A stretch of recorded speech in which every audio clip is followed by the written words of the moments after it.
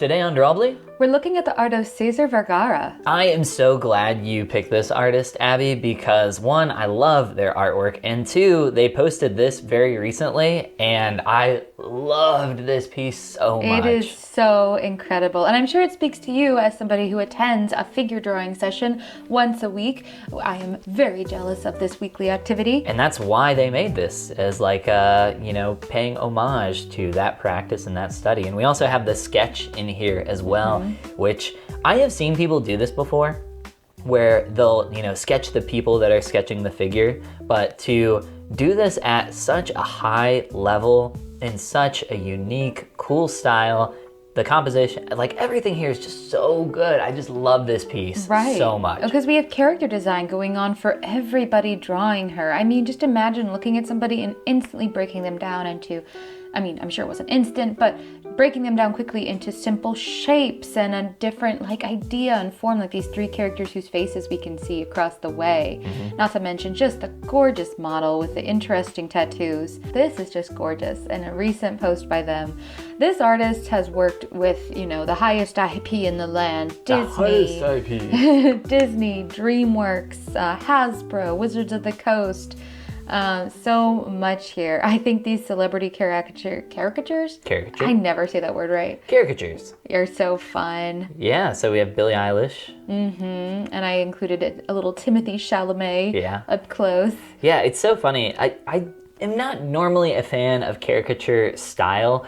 These feel more Disneyfied, I would say, than normal. So I'm more of a fan of them, but it's always so fun how easily recognizable the people are.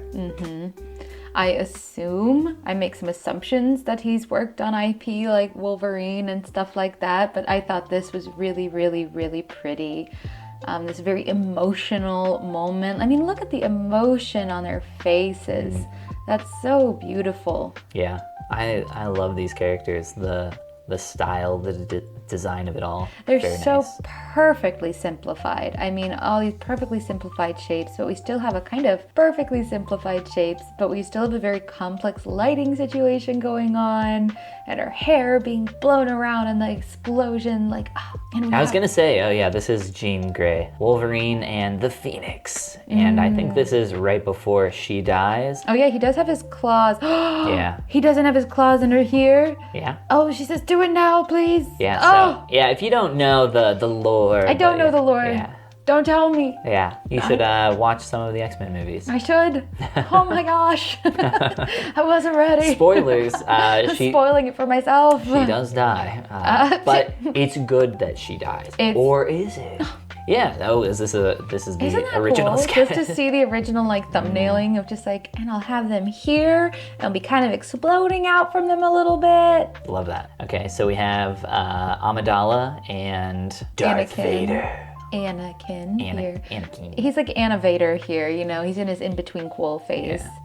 Yeah, I like this a lot. He is such a great character designer. That's what he does. He designs characters. He is very good at taking these actors and these people and transforming them into his particular style, but still maintaining their core aspects. I don't know if this is from a specific IP at all, but I did think this image was really cool and dramatic. Yeah. And possibly romantic.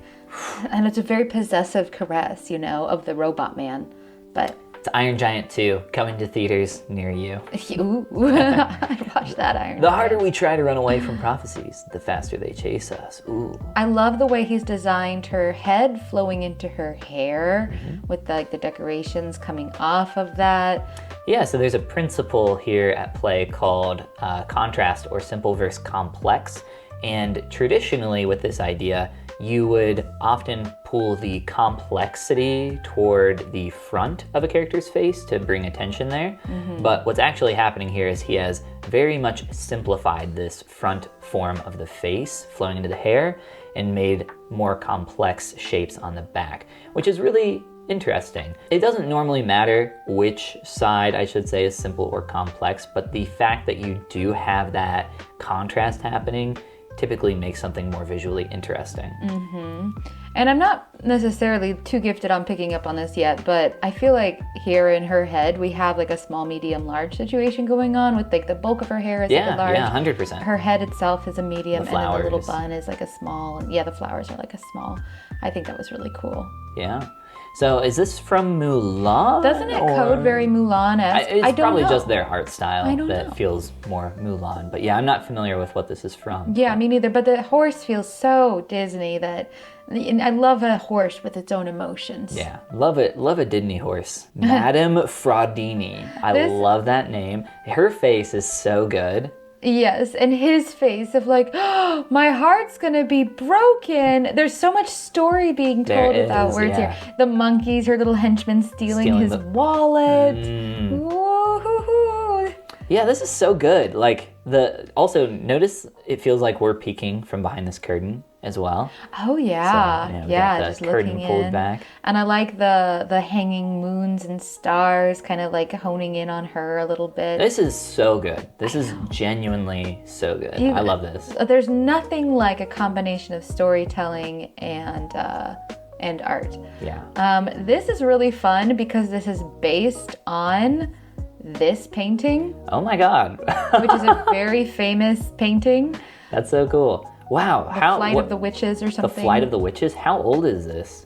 I don't know. Look at this bat. He's so cool. So it is a painting called Witches Going to Their Sabbath, painted in 1878. And he's taken a couple of those characters and, put them in his own style. I feel which like is so Disney would be cool. opposed to saying they were Disneyfied, but doesn't this read so Disney or DreamWorks? That's his art style that Yeah. he prefers. I'm Right. sure he can do a lot of different styles, as is normally the case. But that is awesome. That is so cool to see. I love that.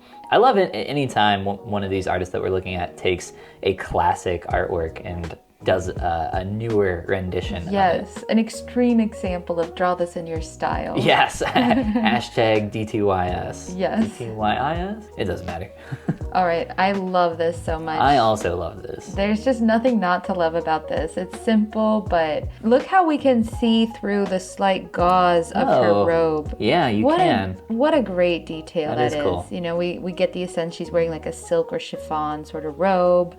Her glowing bracelet. Her expression feels like so done with whatever is happening in front of her. Very aloof. She's like, you're a total idiot, so I'm just gonna use my magic snakes on you now. Yeah, the magic cobra is about to take you out. Yeah, and maybe they're about to take out this person. Oh, I don't think she's getting taken out. This is clearly a hero of some story. Yeah, it is. This is something that I would never try to sculpt, I will say, because I think that the form of the face, if I were to try to put that in 3D, would be far too broken for me to translate. But it does work in 2D. I'd love to see you try.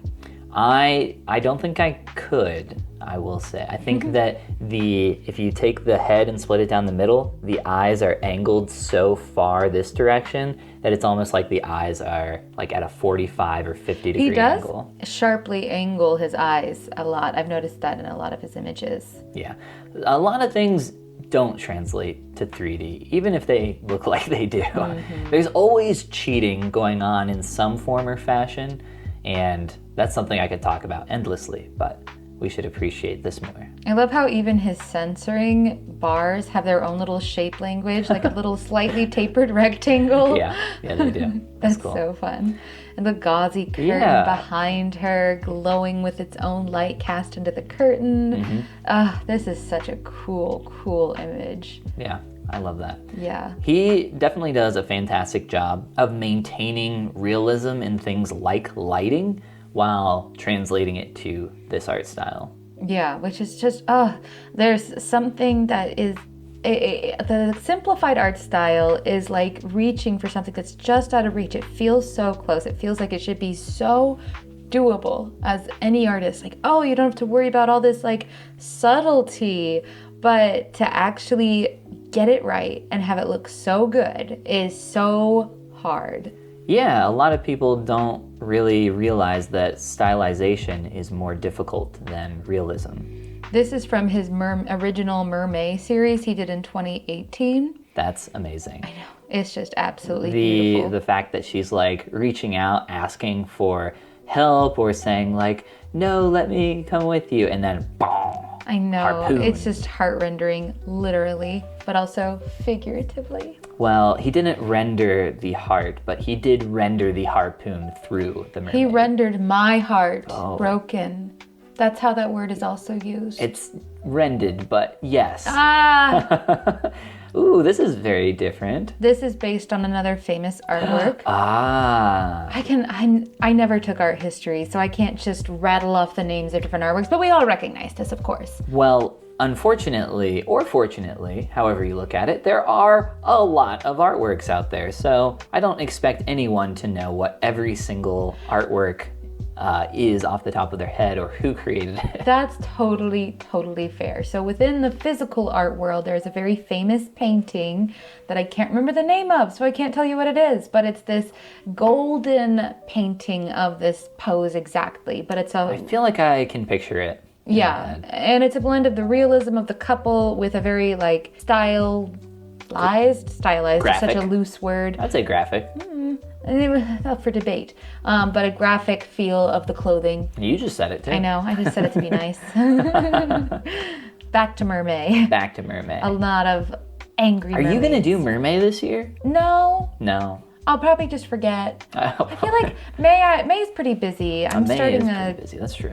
clinical instruction job in May. Will you do Dog December? No, I won't. I already know I won't. Doing something every day of a month is quite difficult, I will say. But participating even one day is fun. So Yeah. it's not about doing every day. It's just about doing something. If it motivates you for even a few days out of the month, perfect. I like this one so much because clearly we're at another figure drawing session or it's just the artist, but he's got his muse. And from his eyes, it looks like he is in love with his muse.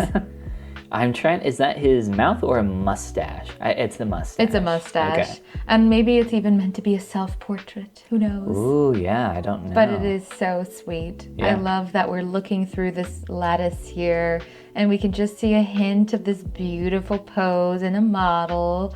And I just love this. This is so beautifully composed. Yeah, that is nice. Now this is a cool character design. Like this style, this looks very easy for someone to translate to 3D. The only thing there is like maybe the mouth, but I love that silhouette. I love that character. Like the shape of the hair is super cool. Not to mention the adorable dog. I know, man. the dog is really why I included this piece. He's amazing. This one's sad. This one is sad. It's sad and sweet. It is, but again, like taking that dog breed and designing it that way is so nice. Like you can tell that is very much like some kind of bulldog.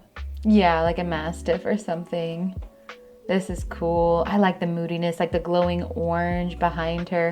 I don't know if I'm supposed to recognize this character, but yeah, it looks like oddly familiar, but yeah, I'm not sure. This is cute. I have seen this one before. I feel like he has a series of little insect characters like this you don't on his just art create station. one cute insect character like this. This has to be from a world of them. Yeah, this is so good. His face. It reminds me of like another telling of A Bug's Life. Yeah, I really like the brushes that he's using here as well.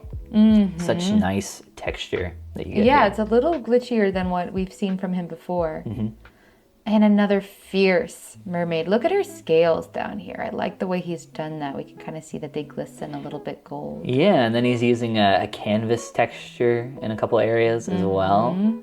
Yeah, it's really interesting to see, his style has been mainly consistent throughout, all the images we've looked at, but the tools he's using feel a little different with each image, which I love getting to see here. And just in case you didn't get enough of the mermaids, I've included more mermaids because I really liked the mermaid series a lot. I really like these a lot too. These are great. This is so cool. I mean, he's just obviously like one of the top tier character designers. He teaches classes and workshops. Like, he is super cool. Oh, wow. So a lot more work put into this main figure, but I feel like what's so cool about this image, at least for me, is you get to see like stages of you get to see levels of detail where it's like LOD number 1, like most detailed, and then we go down a level, and then we go down a level, and then that's like the lowest level back there, and then like, you know, one in between. Like just seeing those steps, you can almost see the process of how you could go about painting a Pegasus like this. And we can even almost see like what feels like sketch lines all around this. Yeah, you can, absolutely. Yeah, which is really cool. Like he was laying down his shape and his motion with just scribbles, which I think is awesome. Oh, and this feels like so much more sharp, so much more defined in terms of comparing it to something like this, which feels more soft, more sketched. Which makes sense. In that image, we have a lot of characters at different lengths and depths, and here everybody's like right here in front of us. Yeah. In a smaller, tighter space. But I love the way he's drawn the instruments I was just gonna say that, yeah, like even the stylization and simplification of these forms for like the keytar, accordion, I guess? Accordion. Is it a keyed accordion, or all accordions have keys, I guess, don't they? I think they all do. Yeah. But I'm no accordionist. From what I've seen of Weird Al Yankovic, I believe they all have keys. Fun fact, when I was young, we went to a church that had a talent show, and it turned out 3 of the congregation in this very small church played accordion. Wow. And it was awesome. Fascinating. Yes. This is another reinterpretation of a famous painting that will be unnamed because I don't keep those up in my brain. If I had to guess, I would say a Rembrandt piece from 1632. Based on this poster. No reason I would say that at all. Well, just a hunch, a hunch. But I love the way we've got like this very serious thing over here, and then this chipper artist kind of like, oh, hey, yeah, if you could all just hold still for another moment. Yeah, I don't believe that. I think the joke here is that this is Rembrandt over here on the right, and he is like painting them and like, you know, oh, just hold that pose a little longer. But yeah, we have the, you know, study going on here with the doctor and then all the students maybe. Yes, the physicians. And if you would like to be a physician, click that subscribe button down below. And this is the part where we say Goomba.